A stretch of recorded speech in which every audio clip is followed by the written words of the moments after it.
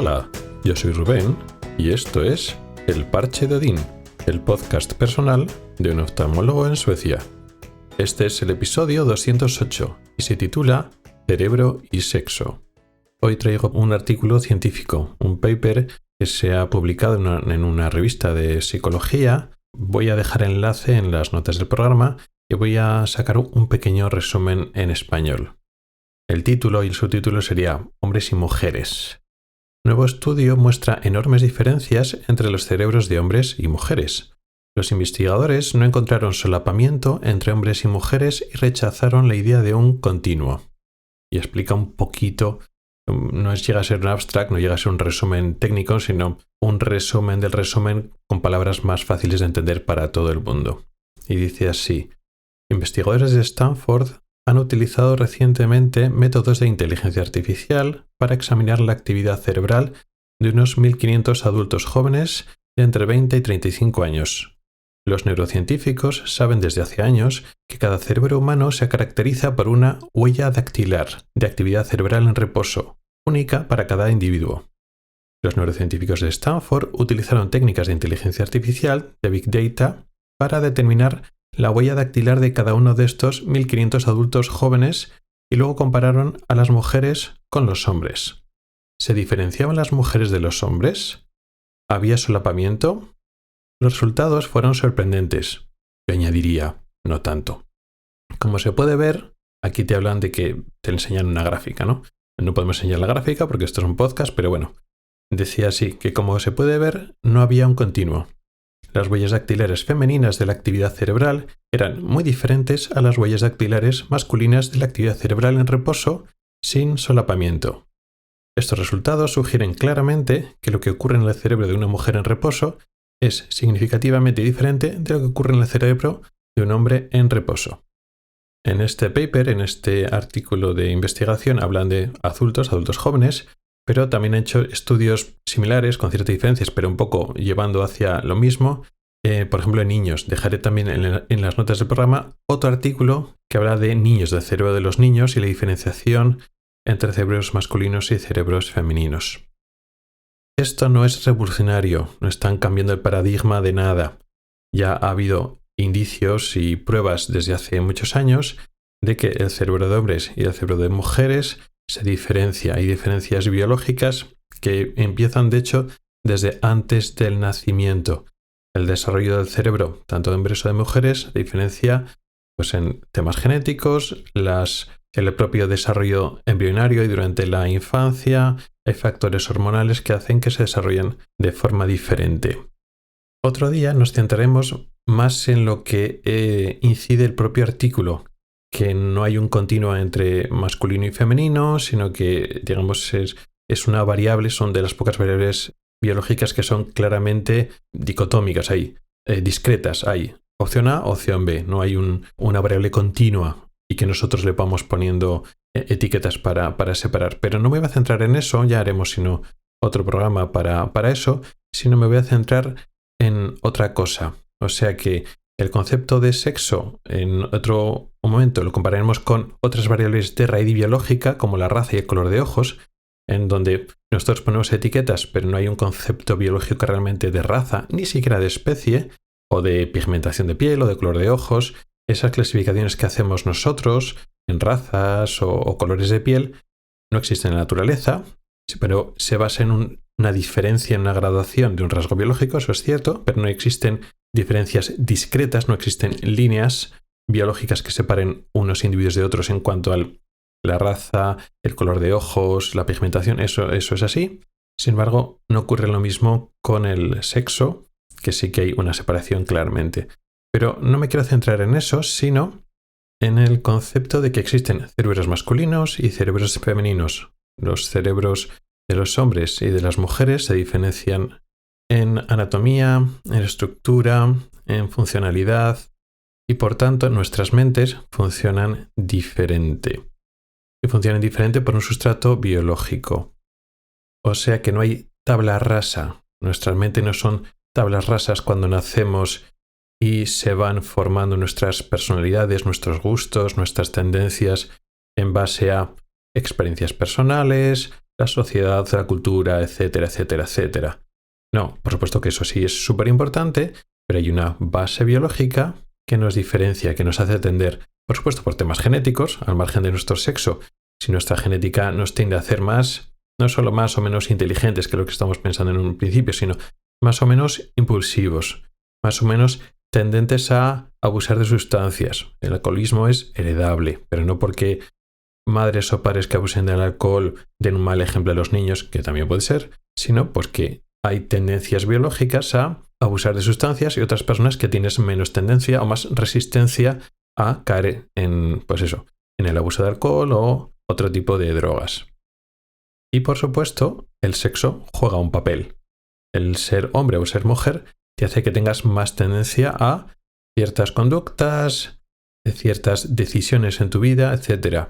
No es absoluto. Lo mismo que podemos decir en los rasgos físicos es más fácil. Los hombres suelen ser más altos y suelen tener más masa muscular que las mujeres. Eso no es absoluto. Por supuesto que hay mujeres más altas que la media de los hombres, mujeres más fuertes, con más desarrollo de masa muscular, y las mujeres pueden ser igualmente aptas para profesiones o para aficiones que requieren más fuerza o más masa muscular, por ejemplo. Y son igual de aptas cuando efectivamente esa mujer tiene su dotación biológica, su masa muscular, su altura, su fuerza, pues igual o superior a la media de los hombres. Pero estadísticamente, la mayor parte de las mujeres tienen menos fuerza y menos altura que la mayoría de los hombres, aunque hay solapamiento en esas características, pero hay una tendencia. Eso es lo que se llama dimorfismo sexual. Nuestro cuerpo se diferencia. Nuestro cerebro no es una parte separada de nuestro cuerpo y nuestra mente tiene mucho que ver con cómo funciona nuestro cerebro. Por lo tanto, los hombres tienden más a gustar las carreras que tratan de cosas y las mujeres tienden más a carreras que hablan de personas. Y eso no quiere decir que un hombre no pueda ser, por ejemplo, médico y pueda ser un buen médico aunque trate con personas, y una mujer puede ser una buena ingeniera aunque trate de cosas, pero es una tendencia. Y que haya más hombres en lo que llaman en inglés STEM, ¿no? Las carreras científicas, de tecnología, ingeniería y tal, no siempre se debe a un problema social o de costumbres o de presión de que las mujeres no pueden hacer ese tipo de carreras y que las inculcan desde pequeñas a orientarse hacia otro tipo de carreras y decisiones y gustos, que también puede ser. Pero hay que tener en cuenta que también hay una realidad biológica de que a los hombres y las mujeres tienden a gustarle cosas diferentes, de otro tipo de cosas. Los hombres suelen tomar decisiones más arriesgadas en algunos tipos de cosas, por ejemplo, en deportes de riesgo más extremos suelen hacer más hombres que mujeres, más que los deportes más normales donde hay más paridad en ese sentido. O tomar decisiones a nivel de negocios, pues a nivel de, bolsa. Los hombres suelen ser más arriesgados que las mujeres, y eso puede ser bueno o puede ser malo. Las mujeres, sin embargo, suelen ser más empáticas con los problemas ajenos y suelen tener mejor desarrollo en el ámbito verbal y de comunicación, por ejemplo. En fin, que hay diferencias entre hombres y mujeres y esas diferencias no dependen solo de las experiencias, los modelos que hemos aprendido, la tradición, la cultura, etc., sino que hay bases biológicas. ¿A qué viene todo esto? Ahora vamos a hablar de unas circunstancias concretas en las cuales este tipo de biología, que ya se sabe, que ya son hechos que ya están demostrados, se niega. Se niega quizá por una buena razón o la intención original es buena, pero no dejas de negar una realidad científica. Estamos hablando de defender los derechos de las personas transexuales, las disforias de géneros, los estados intersexuales y las personas que en general tienen problemas con su identidad sexual o con los roles sociales de género y sexo asociados a los sexos biológicos.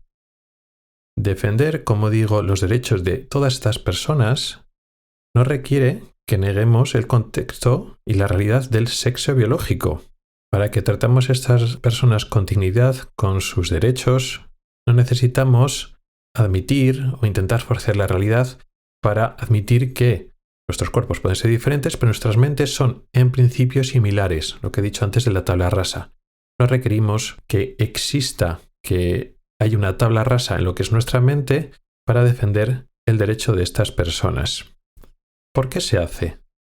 ¿Por qué esta tendencia anticientífica de estas personas, de estos activistas del derecho de las personas con diferencias en la identificación sexual, de género, transexuales, etcétera? Porque la consecuencia de admitirlo, de admitir la realidad biológica que hay, que nuestros cerebros y nuestras mentes son diferentes por un sexo, por la realidad biológica que hay detrás, la consecuencia de esto, de que la disforia sexual es un desarrollo anómalo y no una variante de la normalidad, implica que una parte de la sociedad, una parte de las personas, puede tratar inadecuadamente a los transexuales, las personas con disforia de género. ¿De qué estoy hablando? Que muchas personas piensan que esto, de que sea una separación, una alteración del desarrollo, implica que estas personas están enfermas o que esto está mal. Aquí estamos metiendo la moral, ¿no? Estamos hablando de bien o mal, que no deben existir y que hay que corregirlo o curarlo. Hay personas que no quieren admitir que existen individuos con disforia sexual, que no son ni se sienten ni hombres ni mujeres, o que no existen lo que pasa en realidad, que hay cerebros de hombres encerrados en cuerpos de mujeres y viceversa. Y se quieren amparar en conceptos totalmente obsoletos y anticuados y totalmente inadecuados de lo que ellos entienden por enfermedad para negar los derechos y la realidad de estas personas. Hay que separar el concepto biológico médico de lo que es una alteración del desarrollo con esto está enfermedad, esto está mal, estas personas no deberían existir y hay que curarlas y hay que eliminarlas o que no existan en nuestra sociedad.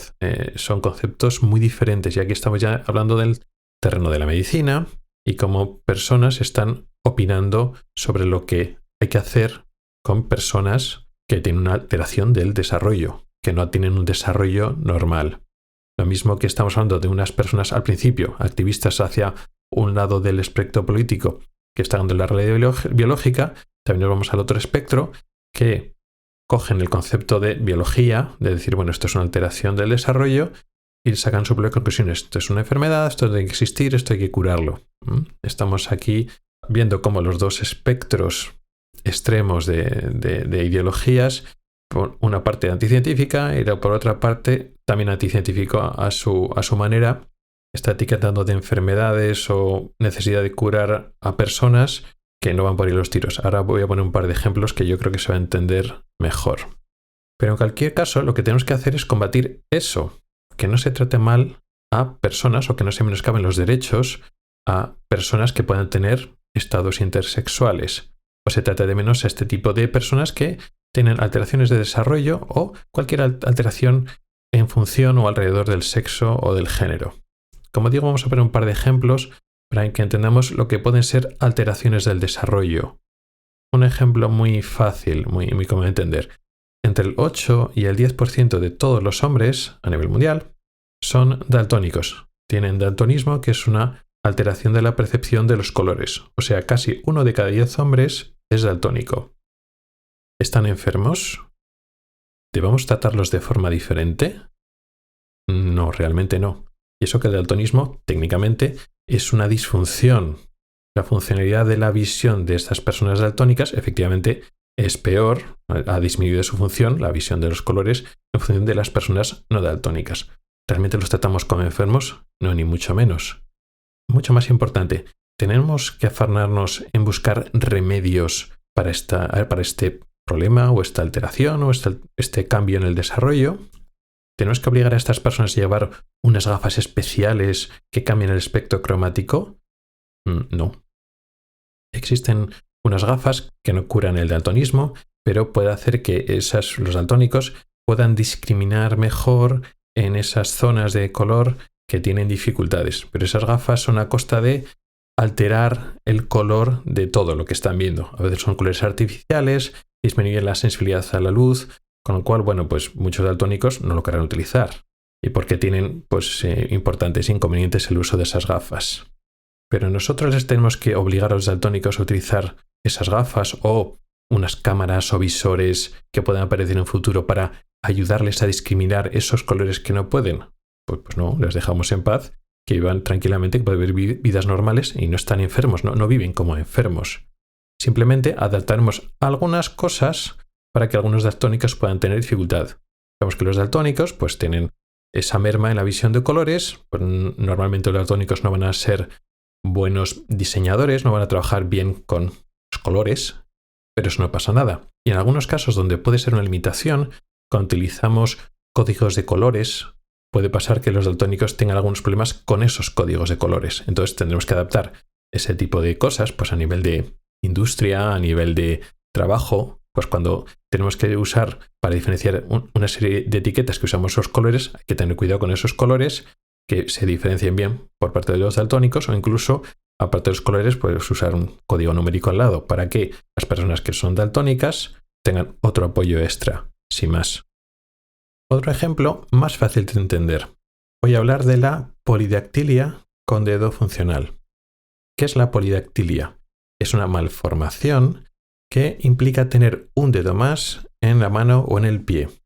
Muchas veces el dedo no es funcional y es incompleto, es como un dedo no totalmente formado y no se puede mover, no es funcional. En estos casos se extirpan quirúrgicamente este dedo numerario, este dedo extra, y se queda con la mano o con el pie normal después de la cirugía. Pero puede ser que sea un dedo funcional. Si tú tienes en la mano un dedo que es funcional, con un tamaño normal y que funciona perfectamente, con sus articulaciones, con sus músculos, lo puedes funcionar con total normalidad, ¿se extirpa quirúrgicamente? Evidentemente no. ¿Es una malformación del desarrollo? Sí. La genética del ser humano es clara. Los humanos, con un desarrollo normal, tienen 5 dedos en cada mano. El número de dedos en la mano, en el ser humano, no es un espectro continuo entre el 0 y 7 dedos. Aunque los humanos sí que es cierto que pueden nacer con ese rango de dedos. Pero no es un espectro continuo con los que, sí, estadísticamente la mayor parte de los humanos tienen 5 dedos, pero el espectro va de 0 a 7 y es un espectro continuo y todos son variantes de la normalidad. Simplemente algunos son más frecuentes y otros son más infrecuentes, pero es un espectro continuo. No, para nada. Cuando hay un desarrollo normal, el ser humano tiene 5 dedos en cada mano. Y solo cuando hay malformaciones del desarrollo, tiene un número menor o mayor de dedos. Pero en este caso, esta persona que tiene 6 dedos en una mano y es un dedo funcional. ¿Qué hacemos? ¿Debemos extirparlo o debemos solucionarlo quirúrgicamente? ¿Tenemos que llevar quirúrgicamente a esa persona a la normalidad para que tenga 5 dedos como todo el mundo? No. Claro que esa persona con 6 dedos va a tener algunas dificultades, por ejemplo, para comprarse guantes. Y algunas otras dificultades un poco prácticas en ese sentido. Incluso su mano se va a ver extraña, lógicamente. Incluso puede causar rechazo por algunas personas que lo ven, esos dedos extraños. Pero lo cierto es que estas personas pueden tener unas capacidades manuales superiores al resto, porque tener un sexto dedo funcional puede ser muy interesante y puede dar muchas ventajas. Pues en el sexo es igual. No hay un espectro continuo de características biológicas masculinas y femeninas, sino que existe el desarrollo masculino y el desarrollo femenino del cerebro. Realmente es un desarrollo corporal y eso incluye al cerebro. Por tanto, el cerebro se desarrolla de forma masculina o femenina y eso afecta al comportamiento. Y luego hay alteraciones del desarrollo que implican situaciones intermedias. Pueden ser cerebros que durante el desarrollo embrionario y fetal no se han desarrollado correctamente o de forma unívoca hacia un cerebro masculino o femenino, sino ha sido una mezcla de ambas, o, que es más frecuente, que el cerebro se desarrolle hacia un sexo y el resto del cuerpo se desarrolle hacia otro sexo. Pero estas alteraciones del desarrollo, estos estados intersexuales, no significa que estas alteraciones deban llamarse enfermedad en todos los sentidos o tenga que recibir rechazo por parte de otras personas. Es una característica que hace a los individuos indiferentes, lo mismo que un daltónico es diferente y hay una alteración detrás de esa persona daltónica y no estamos tratándola de enfermedad y tenemos que corregirla, normalizarla cuanto antes, o esa persona que tiene 6 dedos tenemos que normalizarla y operarla para que sea exactamente igual que los demás. Una alteración del desarrollo no implica que tengamos que hacer todos los esfuerzos para normalizarla y llevarla a esa persona a la normalidad, por decirlo de esa manera. Nosotros, como sociedad, nos podemos adaptar a que algunas personas, pocas estadísticamente, pero algunas personas no quedan encuadradas correcta y completamente en la separación de hombres y mujeres. Por otra parte, una alteración del desarrollo no siempre implica una pérdida o disminución de funcionalidad, o una discapacidad, un riesgo para otras enfermedades, etc., como lo que comentaba de tener 6 dedos de una mano. Sabemos que muchas circunstancias de estados intersexuales constituyen un problema para el que lo sufre. Que el cerebro se haya desarrollado hacia un sexo y el resto del cuerpo sea de otro sexo, normalmente es un problema importante de identidad sexual. Pero hay otras enfermedades en las que el cerebro tiene, como comentaba antes, un desarrollo mixto. Si eso no produce un conflicto entre el cerebro y el cuerpo, ¿podrían estos desarrollos cerebrales mixtos ser una ventaja en aspectos cognitivos, creativos, etc.? Es difícil saberlo, no tenemos herramientas para decir qué pasaría con estos individuos quitando el tema de cuando no se sienten totalmente a gustos con su cuerpo. Por otra parte, y esto es importante comentarlo, que las disforias de género, las personas que no se sienten a gusto con la etiqueta y los valores sociales o tradicionales o culturales de su sexo, no siempre responden al hecho biológico que he explicado aquí de los estados intersexuales. De hecho, estas alteraciones del desarrollo, los estados intersexuales, son muy infrecuentes. Por lo tanto, intentar combatir los roles y las expectativas de tu sexo negando la realidad biológica del sexo no es la estrategia correcta. Participar, por ejemplo, en deportes o acceder a sitios que se clasifican por sexos, por las duchas y los baños, en función de lo que uno se identifica, en contra de lo que tu cuerpo es en realidad, tampoco es la solución, y menoscaba los derechos de otras personas. Y sí, estoy hablando concretamente en que las mujeres en general no quieren competir en deportes o compartir ciertos espacios con hombres, biológicamente tienen cuerpos de hombres, aunque se identifiquen como mujeres. Una vez admitido esta realidad biológica, luego ya tenemos que solucionar los problemas prácticos. El ejemplo típico, ¿no? Las personas que tienen cerebro de mujer y metido en un cuerpo de hombre. Existen ciertas enfermedades que lo causan, pero no vamos a meternos en profundidad en los ejemplos para que nos entendamos. Esas personas no es justo que compitan en la categoría femenina. Pero claro, eso significa que esas personas no pueden competir, pero se sienten mujeres. Tienen que competir en una categoría que es el de hombres, aunque su cuerpo sea de hombres, aunque ellos no se sienten hombres. Es difícil, es una cosa que tenemos que solucionar. Por seguir con el ejemplo de antes. Una persona que tiene 6 dedos en cada una de sus manos y se hace alpinista, fantástico. Tiene 6 dedos, para él le resulta más fácil. Es justo que compita en festivales de música frente a otros pianistas, que pueda haber una ganancia económica y de prestigio cuando tú tienes un dedo más y lo tienes más fácil para tocar en piano. ¿Es justo o no es injusto? Pues es injusto. Pero eso quiere decir que esas personas no pueden tocar el piano cuando precisamente tienen un dedo más y van a ser muy buenas tocando el piano. No pueden tocar el piano y no pueden participar en este tipo de competiciones o torneos o festivales. Sí, es un problema que tenemos que solucionar, pero no hay que negar una realidad. Con una persona con 6 dedos es muy fácil, que esa persona es diferente y tiene una ventaja, pero como vemos con el tema del sexo es más difícil y tenemos la sociedad dividida para defender el derecho de estas personas, pero también defender el derecho de otras personas. Porque a veces el que una persona se identifique con un sexo y que le cambies el género gramatical cuando te diriges a él o te diriges a ella, pues no tiene mayor importancia, pero luego hay otras cosas que sí que tienen más importancia. En fin, es un tema polémico. Espero que lo que he hablado del paper de este artículo científico y luego la reflexión, la discusión que he hecho después a partir de este paper, de esta publicación, te sirva también para ti para reflexionar. ¿Y tú qué opinas de esto? ¿Estás de acuerdo? ¿Estás en desacuerdo conmigo? Estaría encantado de oír tus opiniones. Gracias por el tiempo que has dedicado a escucharme. Tienes los métodos para contactar conmigo en las notas del programa. Nos oímos la próxima semana. Hasta el próximo episodio.